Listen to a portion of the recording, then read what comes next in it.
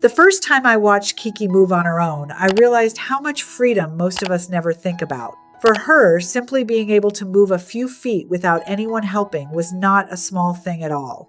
Kiki, you have to turn it. Turn it. Yeah, good girl. Up, up, up, up, up, up, up. I am the person who brought Kiki into my life, and I still remember the phone call that started her journey with us. Kiki was living on a farm, and her mother had been bitten by a mosquito carrying Cache Valley virus, leaving Kiki paralyzed and unable to stand or walk. You did it, good girl. Her mother had rejected her, so a gentleman on the farm had been bottle feeding Kiki twice a day.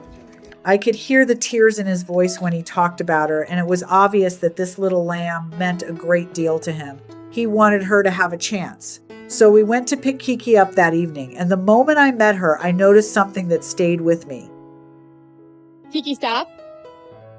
Good girl. She was full of light. Even though she could not stand, she did not seem to have lost that spark inside her. I knew then that we could not simply keep her alive. We had to build a world around her where she could actually have a life.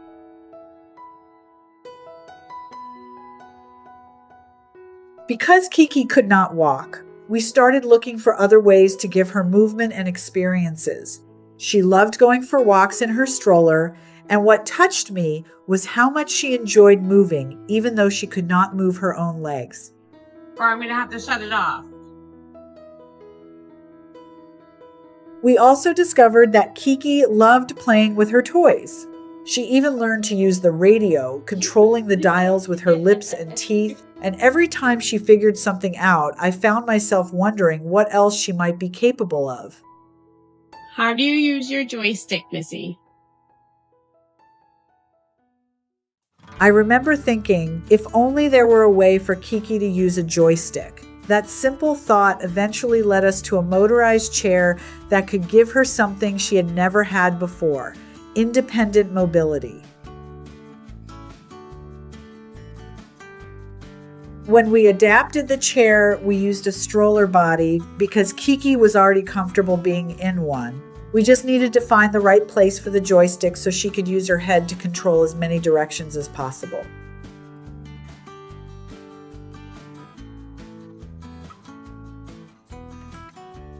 When we first introduced her to the chair, she had to take some time to understand what it was. I watched her carefully, wondering if she would be able to figure it out. Then she took off. She could move forward, go sideways, and even move backward by changing the position of her head. I remember looking at her and realizing that she had just gained something incredibly important: the ability to choose where she wanted to go.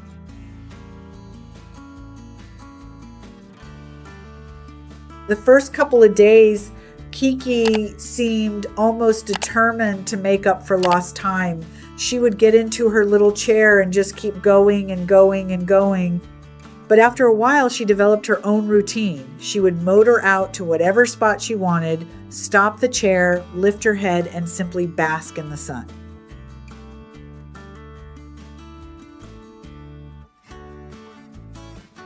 Those moments became some of my favorites. She was choosing where she wanted to be, deciding when she wanted to stop, and enjoying something as simple as the warmth of the sunlight. Sometimes I would watch her and think, "Are you saying hi to Finn again?" Kiki seemed perfectly content in those moments, and I loved seeing her have that kind of freedom.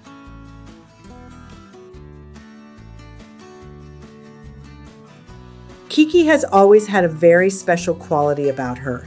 People are naturally drawn to her because she is comforting and soothing, and over time, she became much more than an animal in our care. She became part of our family.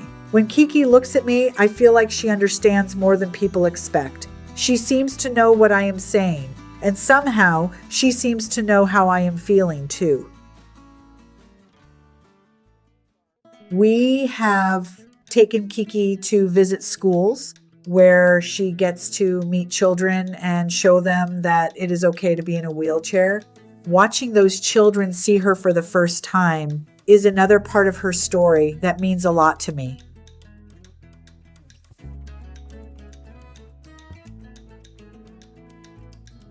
Other sanctuaries have also reached out to us. They wanted to know how we adapted Kiki's setup because they have animals with disabilities who might benefit from the same kind of technology. Of course, not everyone sees Kiki's life the same way. Some people have looked at her and said that being in a wheelchair means she cannot have a good quality of life. But most people are completely blown away when they see what she can actually do. They never imagined an animal could have the intelligence to learn how to operate a motorized chair and use it to move independently. That is what Kiki has taught me. Her disability is part of her story, but it does not have to be the whole story. She cannot walk like other sheep, but she can play with her toys, explore her surroundings, visit children, enjoy the company of her family, and choose where she wants to go. Her life looks different, but that does not make her life less valuable. When I first brought Kiki home, I thought my job was to give her the care she needed to survive. Over time, I realized that my job was also to give her opportunities, then step back and let her show me what she could do. And she showed me sometimes independence does not look like running across a pasture. Sometimes it looks like a little lamb sitting in a motorized chair, moving her head toward a joystick, choosing where she wants to go, and stopping when she finds the perfect place in the sun. Kiki never needed me to feel sorry for her. She needed me to believe there was still more to her life than what she could not do. Her journey changed the way I think about disability, independence, and even love. Sometimes loving an animal means accepting that their life may look different from what we imagined, and then doing everything we can to help them enjoy the life they have. Yeah, turn it. Turn it. Yeah, good girl. Up, up, up, up, up, up, up. Kiki found her freedom through a little motorized chair and a joystick she could control herself. And every time I watch her roll into the sunshine, I am reminded that sometimes the greatest gift we can give an animal is not changing who they are, but giving them the chance to choose where they want to go.